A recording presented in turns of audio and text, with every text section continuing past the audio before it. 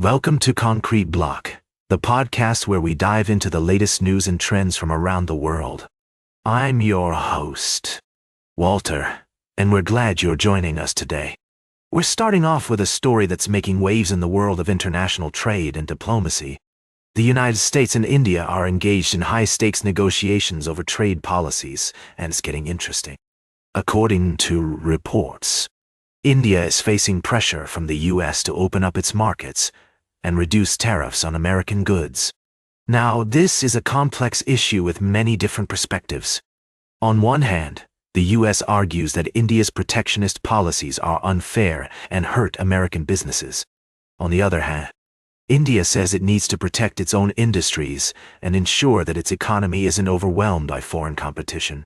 At the heart of this dispute is Indian Prime Minister Narendra Modi, who has been a key player in shaping his country's trade policies. Some critics argue that Modi's government has been too slow to reform India's economy and open up to foreign investment. Others say that Modi is simply trying to protect India's interests and ensure that its people benefit from economic growth. One thing is clear: this trade dispute has significant implications for both the U.S. and India. If negotiations fail, it could lead to a trade war that hurts businesses and consumers on both sides. But if the two countries can find common ground, it could lead to a major breakthrough in their economic relationship.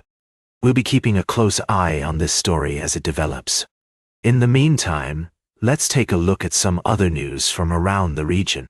Bangladesh's interim government has been making headlines with its recent visit to China, where it signed several agreements on trade and cultural exchange.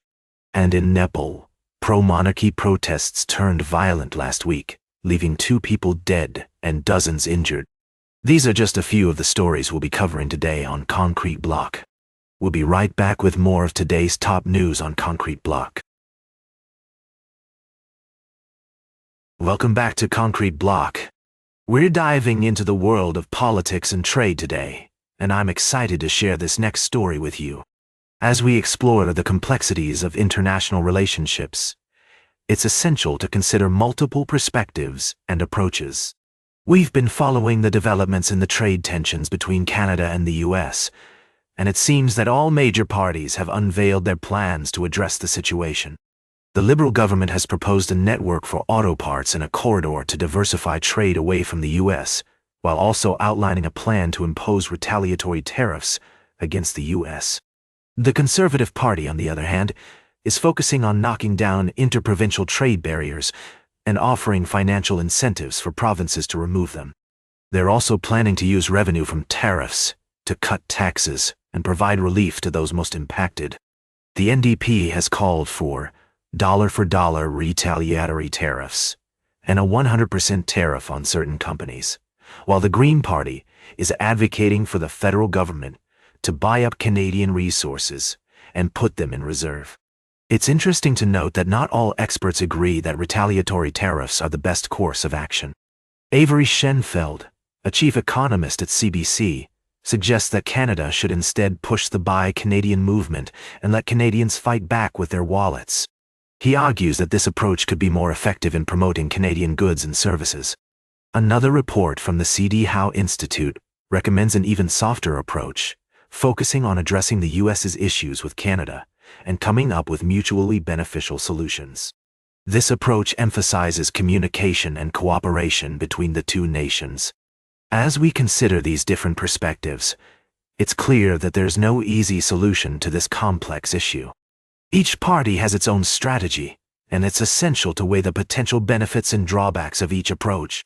We'll continue to monitor the situation and provide updates as more information becomes available. For now, it's crucial to remain informed and engaged in the conversation about trade and politics. Stay tuned for our final story of the day, right here on Concrete Block. Welcome back to Concrete Block. We're wrapping up today's show with a look at the latest news from the world of electric vehicles.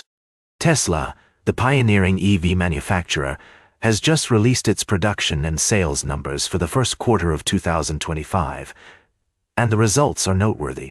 According to the company's reports, Tesla produced 362,615 vehicles in Q1, which represents a 16.3% decrease from the same period last year. Similarly, deliveries also took a hit, with 336,681 EVs sold, marking a 12.9% drop compared to Q1 2024.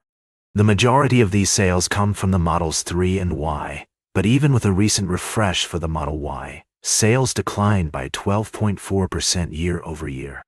Now, it's worth noting that Tesla's energy storage business did see some positive growth with 10.4 GW deployed in Q1. However, this segment still contributes a relatively small fraction to the company's overall revenue. The real concern for Tesla seems to be the decline in sales, particularly in Europe, where customers are increasingly turned off by CEO Elon Musk's political activities. Protests at U.S. Tesla stores have also become a regular occurrence, with many Americans disapproving of Musk's involvement with the federal government. Vandalism and property damage have been reported at some locations, which is never an easy situation to navigate. Market analysts had predicted between 360,000 and 370,000 deliveries for the quarter, so these numbers are indeed lower than expected. Tesla's profit margin has also taken a hit, dropping to just 6.2% in Q4 2024. Despite this, investors seem to be taking the news in stride, with the company's stock price recovering from initial losses. As we close out today's show, it's clear that Tesla is facing some significant challenges in the coming months. The company will need to find ways to address these concerns and win back customer trust if it hopes to regain its momentum in the EV market. That's all for today's Concrete Block. Remember to like, share, and subscribe. And until next time, stay informed.